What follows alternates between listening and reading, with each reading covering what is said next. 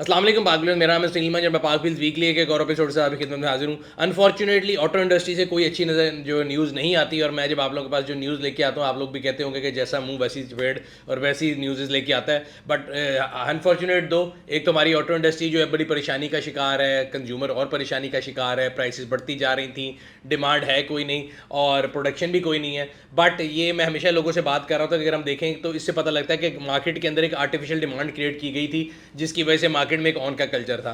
आज production plant बंद है, तो आज के वीकली के चले पहले न्यूज़ ही शेयर करते हैं कि सुजुकी ने भी जो अनाउंस किया कि 2 तारीख से लेकर 6 जनवरी तक अपना प्लांट बंद रहेंगे। रीज़न अगेन यही है कि CKD किट्स जो है वो नहीं आ रही।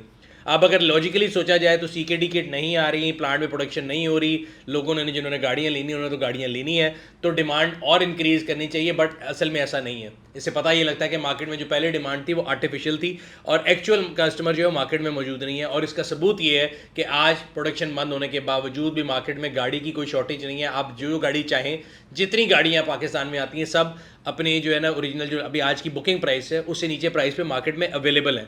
इसका मतलब है कि ऑन से ऑफ का कल्चर आ चुका है और जो है ना मार्केट एक जो है ना बड़े एक ज़बू हाली का शिकार है from the point of view of sales.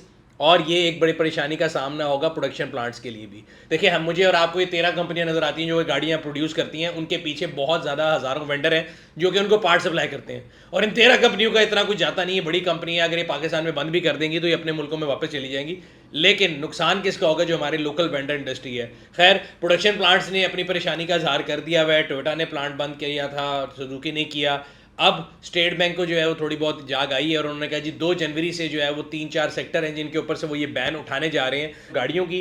और इसी तरह मोबाइल फ़ोन की CKD किट है, इलेक्ट्रिक मशीनरी है और पावर जनरेटिंग मशीनरी। ये 4 चीज़ों के ऊपर से स्टेट बैंक ने जो बैन उठाने का ऐलान किया है, ये मैं आपको भी बता दूं। और ऑटो इंडस्ट्री वाले जितने लोग देख रहे हैं उनके लिए भी कोई इतनी खास अच्छी खबर नहीं है, बिकॉज अगर आप प्रोडक्शन कर भी लेंगे तो मार्केट में कोई डिमांड नहीं है। उसका सिंपल हल ये है कि आपको अपनी प्राइस कम करनी पड़ेगी।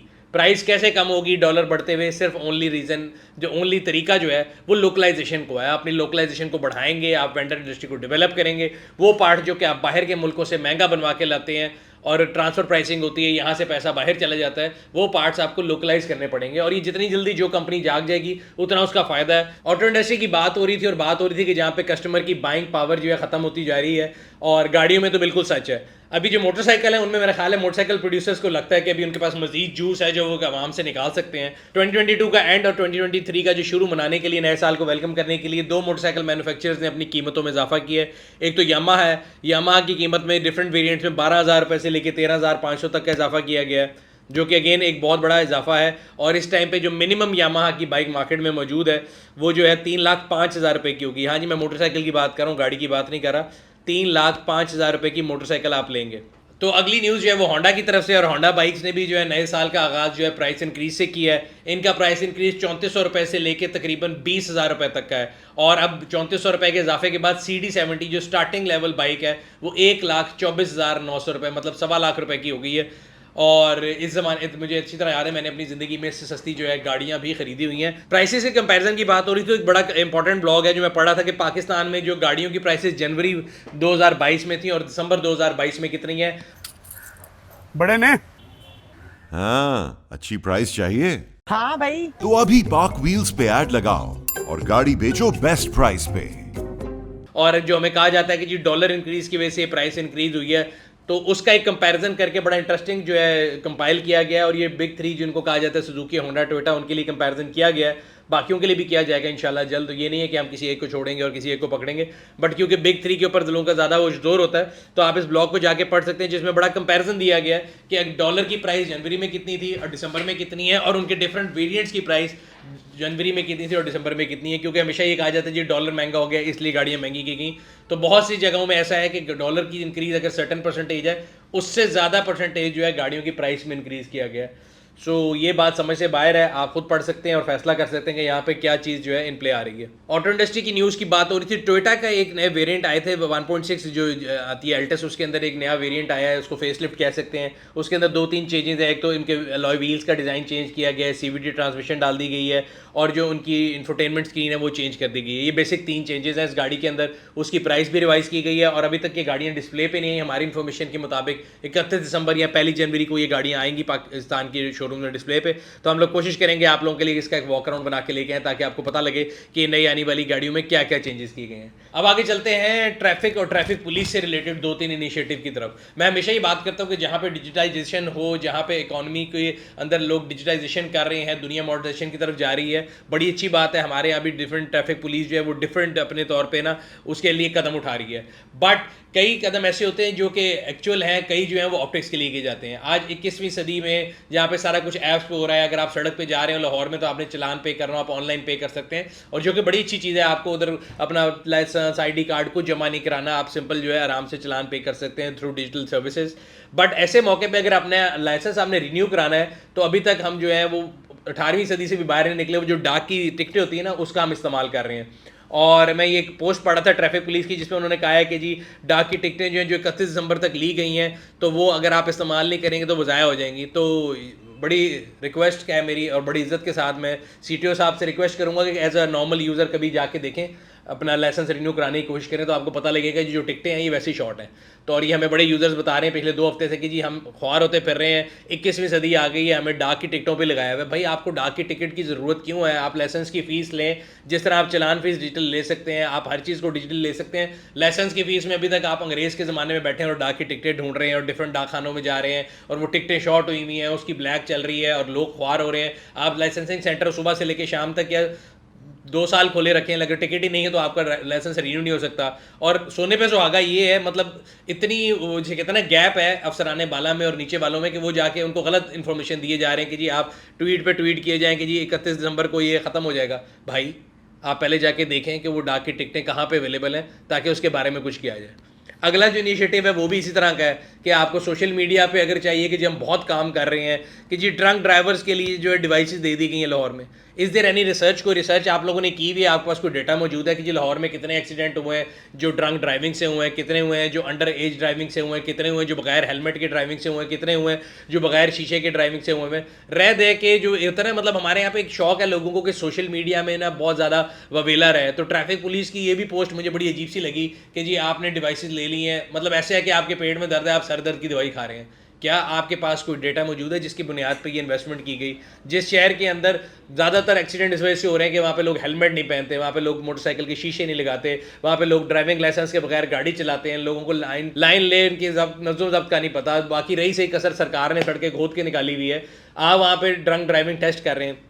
मेरी समझ से बाहर है कि ये किसको दिखाया जा रहा है, किसको बेवकूफ़ बनाया जा रहा है। बट मेरा नहीं ख्याल कि इस तरह के एफर्ट जो हैं वो आवाम जो है उसको इसको अच्छी चीज़ नज़र से देखते हैं। इस तरह की चीज़ों से ट्रस्ट डेफिसिट बढ़ता है, कम नहीं होता पुलिस और आवाम के दरमियान।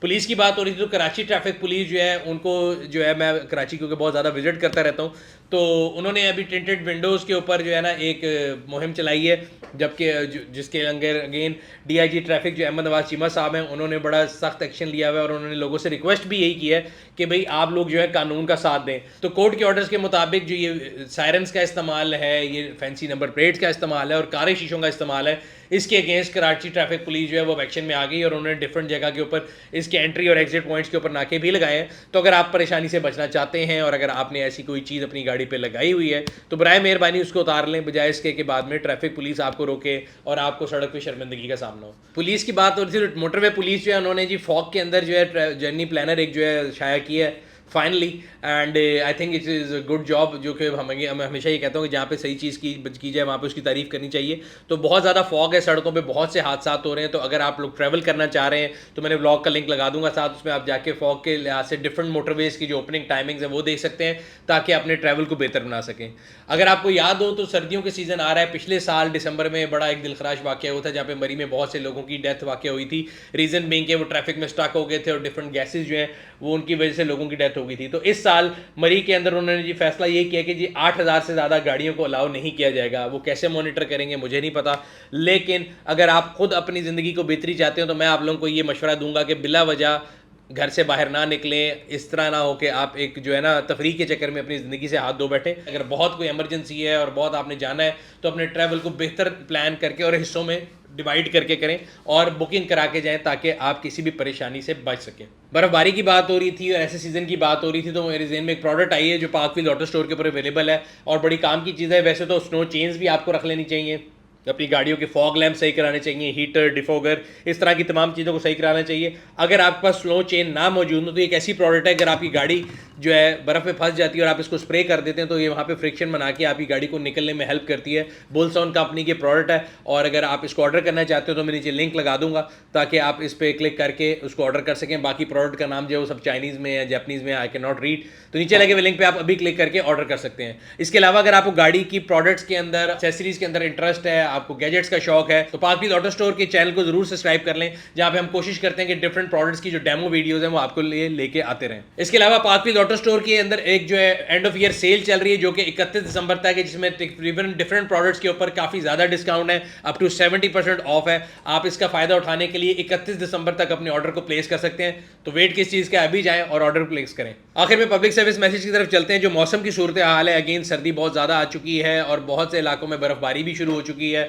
बहुत से लोग सर्दी से बचने के लिए, मैंने देखा, गैस हीटर का इस्तेमाल करते हैं, जो कि बहुत डेंजरस है। मैं आप सबको ये मशवरा दूंगा कि अतुल कोशिश करें गीज़र, गैस हीटर, इनसे बच के रहें, क्योंकि बहुत से लोगों की जानें हर साल ज़ाया होती हैं और इस साल भी हमारे जानने वालों में ऐसे वाक़यात तो हो चुके हैं। गैस की लीकेज आपको पता नहीं चलती और वो आपकी जान ऐसे ले लेती है जिसमें एक खामोश साइलेंट किलर होता है। कोशिश करें अपने जो सर्दी को भगाने के लिए ज़्यादा से ज़्यादा कपड़ों का इस्तेमाल कर लें। मैं अपनी एग्जांपल दूंगा, मैं 7-8 लेयर पहन के फिरता हूँ हमेशा, मुझे बहुत ज़्यादा ठंड लगती है, लेकिन मैं ना हीटर चलाता हूँ, ना गीज़र चलाता हूँ, ना कोशिश करता हूँ कि किसी भी किस्म की जो आर्टिफिशियल सोर्स ऑफ जो है ना हीट, उससे दूर रहूँ। कोशिश करें, हमारे यहाँ पे स्मॉग भी बहुत ज़्यादा है, कई लोगों को मैंने देखा कि वो लकड़ियाँ जला के ठंड जो है दूर करने की कोशिश कर रहे होते हैं, तो उसका जो अल्टरनेट है वो ज़्यादा क्लोथिंग है और अच्छी क्लोथिंग है। और कोशिश करें कि इंडोर रहें, इस तरह आप लोग अपनी ज़िंदगी को बचा सकते हैं। और मैं उम्मीद करता हूँ कि अगेन पॉइंट ये होता है कि इंसान है, जान है तो जहान है कहते हैं, तो कोशिश करें कि आप इन जो है ना स्टेप्स को फॉलो करते हुए अपनी ज़िंदगी जो है उसको यकीनी बनाएं। मौत का एक दिन मुकर्रर है, कोई उसको टाल नहीं सकता, लेकिन एहतियात जो है वो हम पर लाजिम है। ये था आज का वीकली, उम्मीद करते हैं आपको पसंद आया होगा। इस उम्मीद के साथ कि आपसे अगले साल मुलाकात होगी, या इस साल का आखिरी वीकली था। कोशिश करेंगे कि अपने कंटेंट को पहले से बेहतर बनाएं। फीडबैक सेक्शन में अपनी राय से ज़रूर आगाह करते रहा करें। आपसे अगले साल अगले वीकली में फिर मुलाकात होगी। तब तक अपना और अपने गिरदनवा के लोगों का ख्याल रखिएगा। शुक्रिया।